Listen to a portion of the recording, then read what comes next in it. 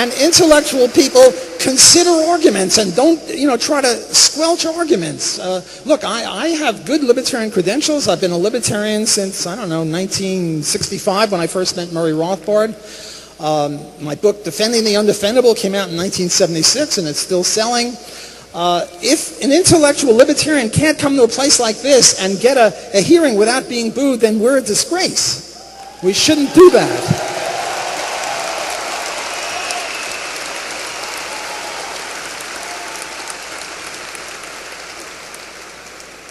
Another argument is the woman has made a contract to have the baby. And here I agree if there's a host mother.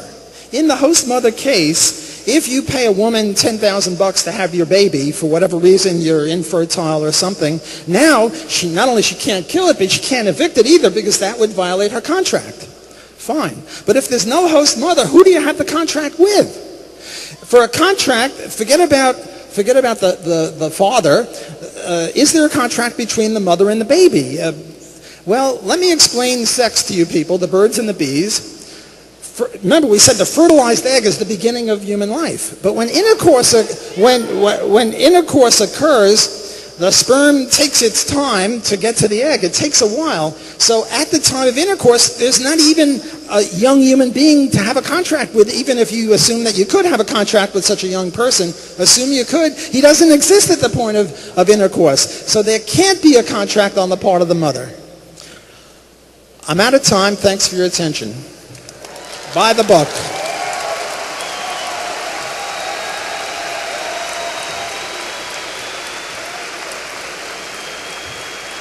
Walter Block, Professor of Economics at Loyola University, and now Professor of Law at Southwestern University Law School in Los Angeles, a graduate of University of Chicago Law School, written 4 prestigious books. What I like most is this man was a delegate in 1964 to the Republican National Convention. So he was part of the Goldwater Revolution, and he's part of a new revolution. Will you please help me welcome Butler Schaefer.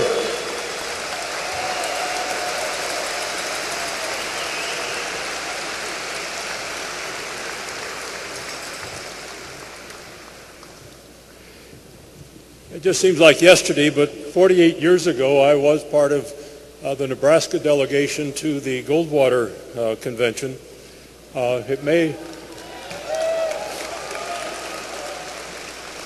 You may have heard the news, I don't know, but Goldwater lost the election that year.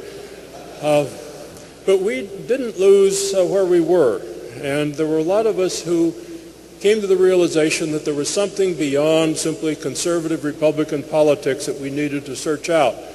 And so many of us began looking around for some different ideas, some new ideas that extended some of the ideas in the Goldwater Revolution. And there was a time when there were probably, such a small number of people who shared this perspective, what we might now call libertarians, and I don't mean that in any left or right meaning of the word, but people who valued peace and liberty. We were so small a number that we knew each other. I'm not joking. I may not have known you personally, I might not have met you, but if I was going to take a trip someplace, someone might say, well, I'm going back to Philadelphia. I said, oh, well, you're in Philadelphia, look up Joe Schlock. And someone said, well, who's Joe Schlock? And I said, he's a libertarian. We've got a libertarian in Philadelphia? That sounds funny, but as Murray Rothbard once pointed out, he said that the people who called themselves libertarians at that point in time could have fit into his apartment in New York City. That is not an exaggeration. We have since come from and to a lot of different places. I think we all had a passion for both peace and liberty, and through our inquiries, studies into the subject matter, we found out that we discovered what was implicit in big government, that one of the things that was implicit in big government was that future generations were going to have to bear the consequences of what we did today. Guess what, kids? What was implicit then has become explicit today. You are the future generation. I am the future generation that we worried about back in the 1960s. We live in a civilization that is essentially bankrupt, both intellectually, economically, morally, and worst of all, spiritually. Spiritually in the sense of the dehumanization of the individual. You know, our ancestors, I think, knew something about this. How about this?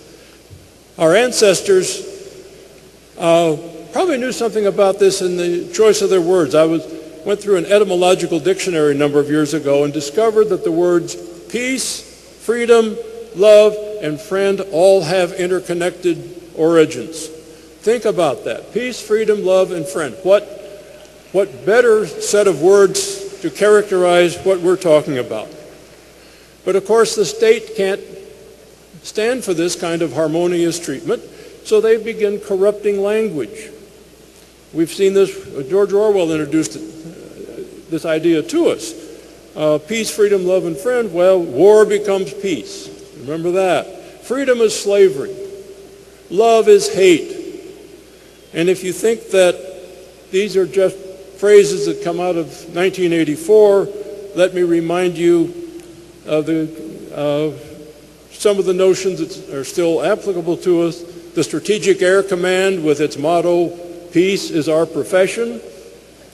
The police officers who pummel helpless innocent people out on the streets, drive around in cars that say their purpose is to protect and serve. And that most vulgar of all contradictions, the Vietnam War phrase, we have to destroy a village in order to save it. Civilization cannot function on the basis of contradictions, lies, conflicts, and confusion. It just doesn't work.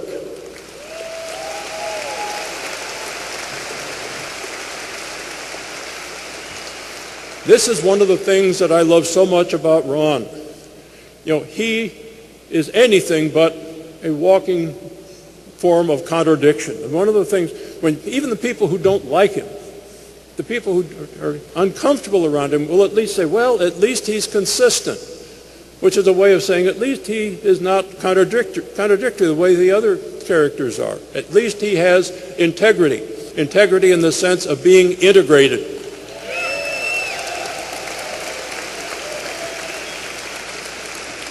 So what happens when these conditions that are necessary to a healthy civilization begin to collapse, as ours is? Well, we can turn to that wonderful philosopher, Albert J. Nock. If any of you haven't read any of Nock's works, I strongly urge you. Nock says that when a civilization collapses, there will always be what he called the remnant, with a capital R, remnant. These are the people who, when the civilization collapses, will be around to rebuild the society based upon the principles and practices that are conducive to life, conducive to peace, conducive to freedom.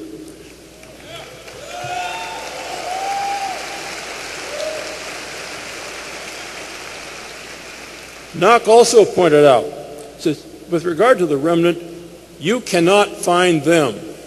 They will find you. And in this situation, the remnant, the people that we call the remnant, those of us, I like to think of myself as maybe being part of this, although I'm probably one of the older people in the group,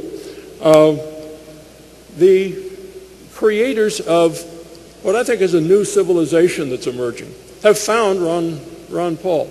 Ron has become an attractor for the remnant, for the people who are going to put together and build a new society.